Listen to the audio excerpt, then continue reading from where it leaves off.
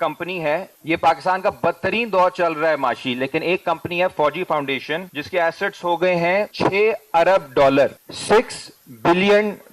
इसी तरह 9 और कंपनीज हैं जिनकी अभी वैल्यूएशन हुई है, वो सारी मिलिट्री रन है। 9 कंपनियां जिनकी $1 अरब से ज्यादा की वैल्यूएशन हुई है, $1 बिलियन, 9 कंपनियां। दूसरी तरफ गुर्बत पिछले 5 साल में 29% से 42% तक चली गई है। पिछले 30-35 सालों में, अभी अकबर जैदी साहब ने एक बहुत अच्छा इस पे मजमून लिखा है, हम पर कैपिटा इनकम हमारी पाकिस्तान की हिंदुस्तान और बांग्लादेश दोनों से ज्यादा थी। अभी बांग्लादेश की 53% हमसे ज्यादा है और हिंदुस्तान की 71%। सिंध के ये हालात हैं कि 17 साल पहले जो लिटरेसी रेट था वो 58% था। 17 साल बाद अगर आप कुछ ना भी करो तो बढ़ता है पाकिस्तान में थोड़ा बहुत लिटरेसी रेट, वो 57% हो गया। 1% कम हो गया सिंध के अंदर लिटरेसी रेट। ये हालात हैं आम लोगों के, और 90% के पास साफ पीने का पानी नहीं है। दूसरी तरफ एक कंपनी है जिसके $6 अरब के एसेट्स हो गए हैं, और वो कंपनी जो है वो बालातर है किसी भी किस्म के एहतसाब से, क्योंकि वो पिंडी वालों की। ये आपकी मईशत का हाल है। IMF से जो लोन्स लेने पड़ते हैं वो मेरे और आपके लिए नहीं लिए जा रहे, वो आम लोग के लिए नहीं लिए जा रहे, वो वर्करों के लिए नहीं लिए जा रहे, वो किसानों के लिए नहीं लिए जा रहे, वो इस गले सड़े निजाम को जिंदा रखने के लिए लिए जा रहे।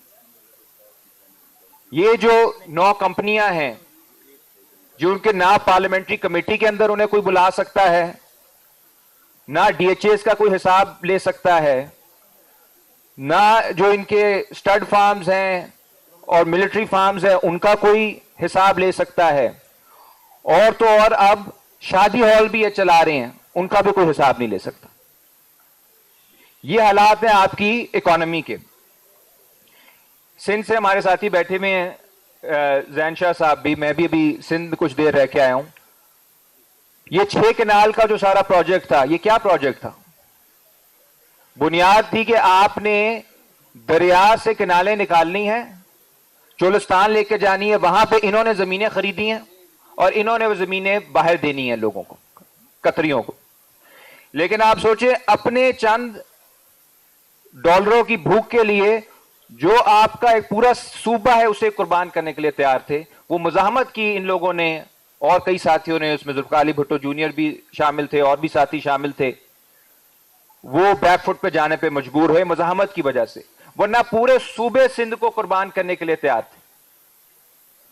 इसी तरह ये जो पख्तूनख्वा के अंदर सारा मामला गर्म हो रहे हैं, उसके पीछे क्या है? वहां पे भी डॉलर नजर आ रहे हैं, मदनियात नजर आ रही हैं, इंसान बस नजर नहीं आ रहे। गिलगित बल्तिस्तान जो पिछले 70-80 सालों से मरकज रहा है हमारे टूरिज्म का, वहां पर भी वो जाके कह रहे हैं कि ग्रीन टूरिज्म के नाम पे हम आपको टूरिज्म सिखाएंगे। वो भी इन्होंने SIFC के अंडर कर लिया, ग्रीन पाकिस्तान इनिशिएटिव के अंडर कर लिया। तो इस किस्म की ऑलराउंडर फौज कम मुल्कों के पास होती है। टूरिज्म भी आपने करना है, आपने खेती बाड़ी भी आपने करनी है। पंजाब का मैं आपको बताऊं, कॉर्पोरेट फार्मिंग का इस वक्त पंजाब के अंदर 12 लाख खानदान मुतासिर हो रहे हैं, खानदान जिनको कॉर्पोरेट फार्मिंग के चक्कर में आके बेदखल किया जा रहा है, उनकी जमीनों पे कब्जा किया जा रहा है। अब खेती बाड़ी, वो लोग जिन्होंने सारी जिंदगी मेहनत की है, छोटा किसान है, ये मजारीन है, उनको भी बेदखल किया जा रहा है। इसके साथ मैं एक और बात इसको जोड़ना चाहूंगा कि ये जो एक मईशत का प्रॉब्लम है, इसी के साथ एक आलमी प्रॉब्लम भी जुड़ा हुआ है कि दुनिया में इस वक्त क्या हो रहा है, उसका भी मैं खाका पेश करना चाहूंगा। अभी कल जनरल सीसी ने, जो मिस्र के जनरल हैं, उन्होंने इजराइल के साथ $35 अरब का एक मुआहदा किया। अमेरिका को यह समझ आ गई है कि किसी भी किस्म की जमहूरियत, चाहे कमजोर जमहूरियत भी हो, उससे बेहतर आमरीत है, खुसूसी तौर पे मुस्लिम ममालिक में।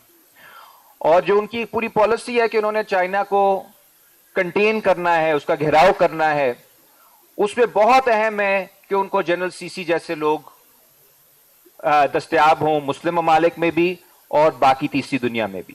یہ معاملہ مڈل ایسٹ میں بھی ہو رہا ہے. مڈل ایسٹ میں آپ دیکھیں شام میں انہوں نے کیا کیا, لیبیا میں کیا کیا, عراق میں کیا کیا, یہاں افغانستان میں کیا کیا, ایران کے ساتھ کیا کرنے کی کوشش کی, اور ہمارے ساتھ ان کو ایک فیوریٹ بندہ مل گیا ہے جس کے ذریعے وہ یہاں پہ بھی کام کروانا چاہتے ہیں. ان کا ویژن کیا ہے؟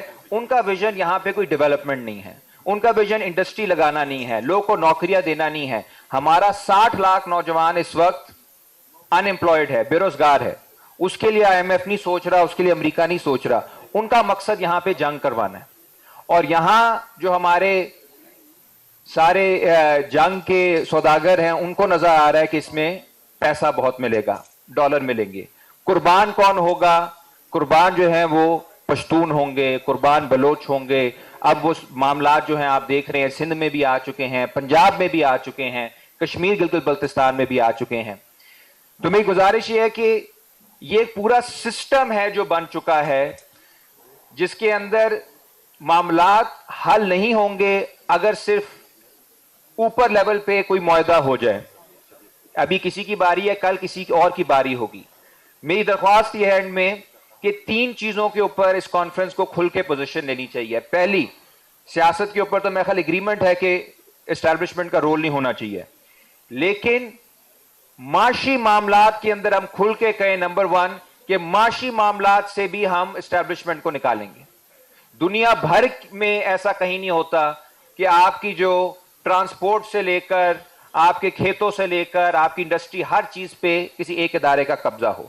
بیرونی حملہ جب ہوا مئی میں, یہاں پہ سب لوگ جو بیٹھے ہیں انہوں نے حمایت کی, وہ ساتھ کھڑے ہوئے اپنے ملک کے, کیونکہ ایک بیرونی حملہ آور تھا. وہ ان کا کام ہے کرنا, جو وہ اپنا کام کریں گے ان کو حمایت ملے گی. جو ان کا کام نہیں ہے کرنے والا اس سے روکا جائے. سو اکانومی سے باہر نکلے. دوسرا, فورن پالیسیز اب جو پارلیمنٹ ہے اور جو نمائندگان ہیں وہ اپنے ہاتھ میں لیں. یہ سویلینز کا کام ہے. کہاں پہ بحث ہوئی کہ آپ نے غزہ میں جا کے فوج بھیجنی ہے, اور وہ جا کے فوج ادھر کرے گی کیا, کس کے ساتھ کوارڈینیٹ کرے گی؟ کسی ایک نے کہا کہ ہم ڈس آرم کریں گے حماس کو. کس کے ساتھ مل کے ڈس آرم کریں گے؟ تل ابیب کے ساتھ مل کے آپ ڈس آرم کریں گے, ان کے ساتھ مل کے آپ کوارڈینیشن کریں گے جنہوں نے ابھی نسل کشی کی ہے. نیتن یاہو کے ساتھ آپ مذاکرات کریں گے, آپ کی انٹیلیجنس کوارڈینیٹ کرے گی کہ غزہ کو کس طرح سے کنٹرول کرنا ہے. کدھر یہ آپ نے بحث کی ہے, کدھر آپ نے پارلیمان کو یا میڈیا کو بتایا کہ آپ نے آفر کی ہے, جو ہمیں پتا چلتا ہے مارکو روبیو کے منہ سے کہ آپ نے آفر کی ہے. ادھر پارلیمنٹ میں کسی شخص کو نہیں پتا, میڈیا میں کسی شخص کو نہیں پتا, دانشوروں میں کسی کو نہیں پتا. مارکو روبیو ہمیں بتا رہا ہے کہ ہم نے کمٹ کیا ہے کہ ہم اسرائیل کے ساتھ مل کے وہاں پہ آکوپیشن, جو کہ آکوپیشن بھی ہے, نسل کشی بھی ہے, جینوسائیڈ ہے, اس میں ہم کردار ادا کریں گے. تیسرا, آپ کی سیکیورٹی پالیسی. آپ سیکیورٹی پالیسی, دنیا میں ایسا نہیں ہوتا کہ صرف ایک ادارہ بناتا ہے جنہوں نے لڑنا ہوتا ہے. سیکیورٹی پالیسی بہت کمپلیکس چیز ہے. اس کے اندر آپ کو لوگوں کے جو ہارٹس اینڈ مائنڈز ہیں وہ بھی ون اوور کرنے ہوتے ہیں. ان کا ایک ہی ہر چیز کا حل ہے کہ آپ اڑا دو. پختونخوا میں مسئلہ ہے, فوج کشی کرو. بلوچستان میں مسئلہ ہے, فوج کشی کرو. پنجاب میں اب انہوں نے شروع کر دیا لوگ کے گھروں میں جانا. تو کہنے کا مطلب یہ ہے کہ سیکیورٹی پالیسی کے اوپر بھی کھل کے بحث ہونی پڑے گی کہ کیا واقعی ہمیں آپریشنز کی ضرورت ہے یا ساری ڈالری جنگیں ہیں. میں اپنی بات کا بس اختتام کرتا ہوں. میرا خیال ہے کہ امتیاز صاحب نے بھی اور سمینہ صاحبہ نے بھی بہت اچھی بات کی کہ ہمیں لوگوں تک جانا ہوگا. یہ لڑائی چند لوگوں کی لڑائی نہیں ہے, یہ پورے پاکستان کی لڑائی ہے, عام عوام کی لڑائی ہے. ہمارا مستقبل بیچا جا رہا ہے واشنگٹن کے اندر, ہمارا مستقبل بیچا جا رہا ہے پنڈی کے اندر, اور اس کا جو فیصلہ ہونا ہے ہمارے مستقبل کا وہ ان 2 پارٹنرز کے درمیان نہیں ہونا چاہیے, وہ پاکستان کی سڑکوں پہ ہونا چاہیے. اور عوام تیار ہے, اگر ہم لاہے عمل بنائیں تو ہمارے خیال اگلے چند ماہ میں بہت بہتر نتائج آ سکتے ہیں, اور حقیقی سالمیت جو پاکستان کی ہے اس کو بھی بچایا جا سکتا ہے, اور وہ صرف جمہوریت کے ساتھ ہی منسوب ہے.